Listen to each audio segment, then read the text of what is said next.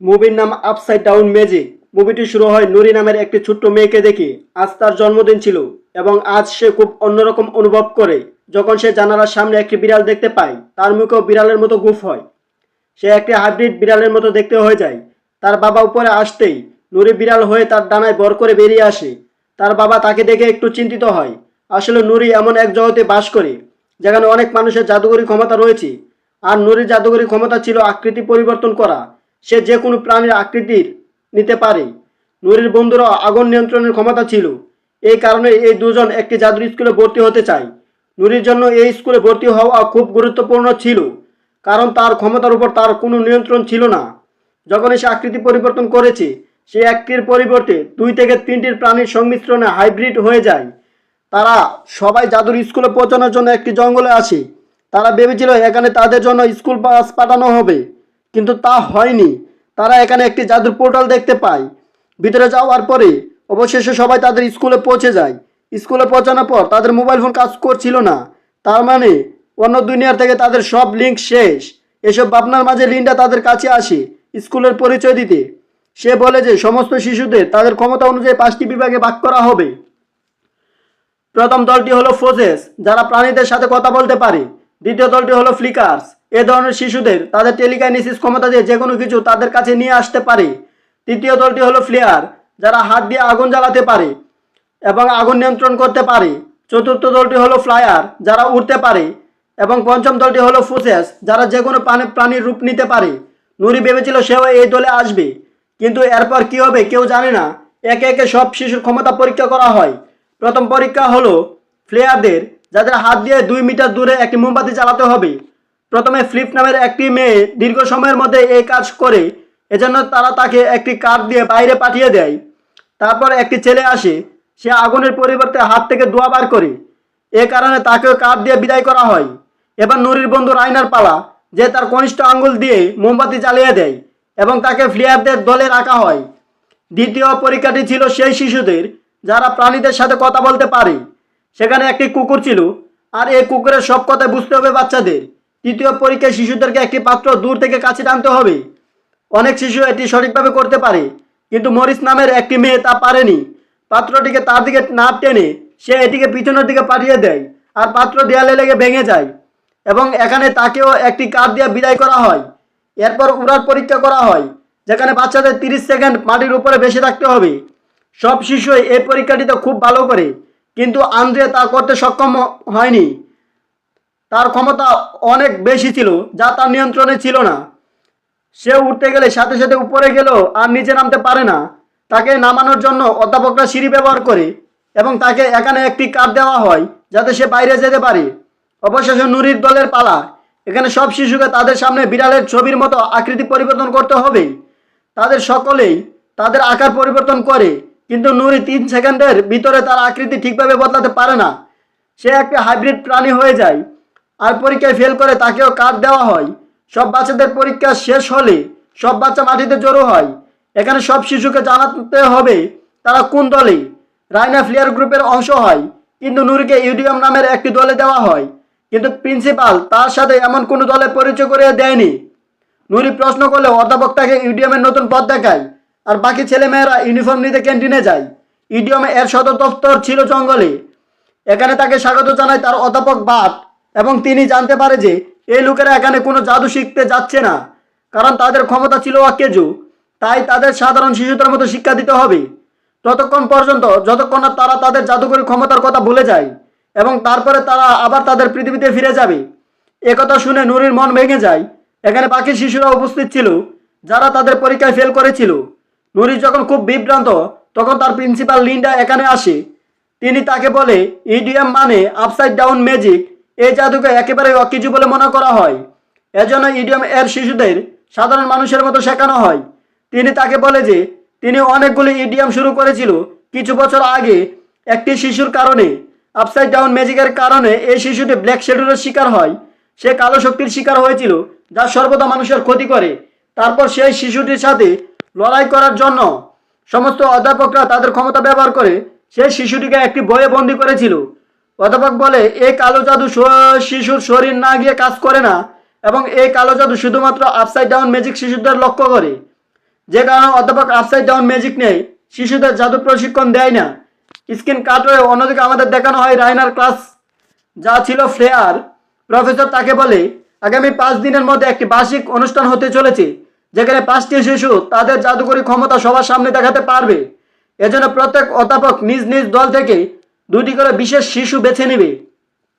এরপরে তাদের একজনকে বার্ষিক অনুষ্ঠানে পারফর্ম করতে হবে। প্রথমত অধ্যাপক রাইনাকে তার ক্ষমতা দেখাতে বলে। তাকে তার চোখের শক্তি দিয়ে পপকর্ন তৈরি করতে হবে। প্রথম দিকে সে খুব ভালো করছিল, কিন্তু পিছন থেকে শিশুরা যখন তাকে বিভ্রান্ত করে, হঠাৎ তার পপকর্নগুলি পুড়ে ছাই হয়ে যায়। শিক্ষক তাকে তিরস্কার করে। অন্যদিকে ইডিয়ম শিক্ষার্থীদের একটি বিশেষ কেবিনে নিয়ে যায় তাদের অধ্যাপক। বাচ্চারা ভেবেছিল হয়তো তারা কিছু জাদু শিখতে পারবে, কিন্তু সেখানে প্রচুর জাদু ছিল। কিন্তু এই জাদুগুলো জাদুর ছিল না। পুরো স্কুল পরিষ্কার করার জন্য এই জাদু দেওয়া হয়েছিল। এখানে ইডিএম ছাত্রদের সাথে এটি সবসময় ঘটত। নুরি পরিষ্কার করতে করতে শেফ শিফটারের ক্লাসে পৌঁছে যায়, যেখানে শিক্ষক বিড়ালের মতো আকৃতি পরিবর্তনের ক্লাস নিচ্ছিলেন। সেই সঙ্গে তিনি আরও বলেন, বার্ষিক ক্রীড়া দিবসে সব শিশু তার ক্ষমতা সবার সামনে তুলে ধরতে পারবে। কথাটা শোনার পর তার মনে কিছু একটা ভাবনা শুরু হয়। এখন সে তার জাদু অনুশীলন করার সিদ্ধান্ত নেয়। কোনো এক অজুহাতে নুরি ক্লাসের কাছে পৌঁছে যায়, আর শিক্ষিকার হাতের বিড়ালটিকে নিজের হাতে তুলে নিয়ে সে তার দিকে মনোযোগ দিয়ে তাকায়, যাতে সে তার মতো একটি রূপ নেয়। কিন্তু এখানে তার ক্ষমতা তাকে আবারও প্রতারিত করে। এখানে সে একটি মুরগি ও একটি হাতির হাইব্রিড প্রাণীতে পরিণত হয়। এটা থেকে প্রফেসর রেগে যায়, আর সে চিৎকার করে প্রফেসর বাটকে ডেকে আনে। কারণ তিনি জানতেন যদি প্রিন্সিপাল জানতে পারে নুরি তার জাদু ব্যবহার করছে, তাহলে এখানে একটি খুব বড় সমস্যা হতে পারে। যাই হোক, বিষয়টি সমাধানের পর নুরি এখন তার দলে আসে এবং সে তাদের সব কিছু বলে যে কিভাবে সব শিশু বার্ষিক ক্রীড়া দিবসে তাদের জাদু দেখাবে। সে আরও বলে যে সে সিদ্ধান্ত নিয়েছে যে সে তার জাদুকরী ক্ষমতা উন্নত করবে এবং সবার সামনে প্রদর্শন করবে। এর জন্য সে বিড়ালটিকে ভালোভাবে দেখে। তাকে কেবল অনুশীলন করতে হবে কিভাবে সে বিড়ালের মতো হওয়া যায়। নুরি যখন তার দলের সাথে কথা বলছিল, তখন দূরে দাঁড়িয়ে রাইনো তাকে দেখতে পায়। রাইনো এবং সে ছোটবেলার বন্ধু ছিল। রাইনো প্রতিরোধ করতে পারেনি। যখন সে তার সাথে দেখা করতে চায়, তখন তার অধ্যাপক তাকে থামিয়ে দেয় আর বলে যে এক দলের মানুষ অন্য দলের মানুষের সাথে দেখা করতে পারে না। যাই হোক, পরের দিন আমাদের রাইনোর ক্লাসে দেখানো হয় যে প্রফেসর তার প্রতিযোগিতার জন্য রাইনোর পরিবর্তে স্লিপ নামের একটি শিশুকে বেছে নিয়েছে, কারণ সে খুব ভালো পপকর্ন তৈরি করেছিল। এখানে যখন রাইনো ক্লাস থেকে তার রুমে ফিরে যাচ্ছিল, তখন তার সিনিয়রের সাথে দেখা হয়। সে তাকে বলে যে আমি তোমার ক্ষমতা দেখেছি, তোমার ক্ষমতা আশ্চর্যজনক। তুমি যদি তাদের থেকে আরও ভালো করতে চাও, তবে আমার কাছে অনেক উপায় রয়েছে। রাইনো তার কথা শুনে না, কিন্তু নিজে ভালো জাদুকর হওয়ার জন্য সে লাইব্রেরিতে বসে রাত অবধি বই পড়ে। রাতে যখন সে বইটি ফিরিয়ে দিচ্ছিল, হঠাৎ একটি কালো বই তাক থেকে পড়ে যায়। সে এটি তুলে নিয়ে তাকটিতে আবার রাখে। তারপর বইটি তাকে আবার অনুসরণ করা শুরু করে। আসলে এই বইটি ছিল কালো জাদুর বই। এটা দেখে রাইনো অবাক হয়ে গেল। বইটা খুলতেই এখানকার সব আলো নিভে গেল। ভয় পেয়ে সে বইটা ফিরিয়ে দিয়ে এবং তার জিনিসপত্র নিয়ে পালিয়ে যায়। কিন্তু আমাদের দেখানো হয় যে বইটি তাকে অনুসরণ করছে। তার রুমে পৌঁছানোর আগে এটি তার রুম বিছানায় পৌঁছে যায়। অন্যদিকে আমরা দেখি যে নুরিও তার সমস্ত মন দিয়ে জাদু অনুশীলন করছে, কিন্তু সে বিড়ালের মতো 3 সেকেন্ডের বেশি থাকতে পারে না। ইডিএম এর সব স্টুডেন্টরাই একে অপরের খুব কাছের হয়ে যায়। এর পরের দিন যখন রাইনো এটা দেখে, তখন সে খুব খারাপ হয়ে যায়, কারণ তার মনে হয় সে তার ছোটবেলার বন্ধু নুরিকে হারিয়েছে। দুঃখের সাথে বিছানায় বসতে শুরু করার সাথে সাথে সে তার বিছানায় কালো জাদুর বইটি দেখতে পায়। যখন সে উঠে দেখে, বইয়ের পাতাগুলি নিচ থেকে চালু হতে শুরু করে এবং একটি অধ্যায়ে আসার পরে সে পৃষ্ঠাগুলো উল্টানো বন্ধ করে দেয়, যাতে লেখা ছিল কিভাবে নিজের ক্ষমতা বাড়াবেন। রানু এই বইটি তুলে নিয়ে পড়তে শুরু করার সাথে সাথে তার চারপাশে কালো মেঘ উঠতে শুরু করে, আর সেই সব কালো মেঘ হঠাৎ তার শরীরে ঢুকে যায়। যাই হোক, দেখা যাচ্ছে যে প্রতি ক্লাসে 2 শিশুর মধ্যে যে প্রতিযোগিতা অনুষ্ঠিত হবে তা দেখতে সব শিশু এসেছিল। প্রথমত এই প্রতিযোগিতাটি রাইনো এবং ফ্লিপের মধ্যে হয়। সবাই ভেবেছিল ফ্লিপ জিতবে, কিন্তু রাইনো নির্ধারিত সময়ের আগে সব পপকর্ন বানিয়ে ফেলেছে। শিক্ষক যখন এই পপকর্নগুলি খেয়ে দেখেন, তখন তার স্বাদ আর গন্ধ ছিল নিখুঁত, আর তাই এই প্রতিযোগিতা জিতে যায় রাইনো। একইভাবে বার্ষিক দিনে গন্ডারকে তার জাদু দেখানোর জন্য বেছে নেওয়া হয়েছিল।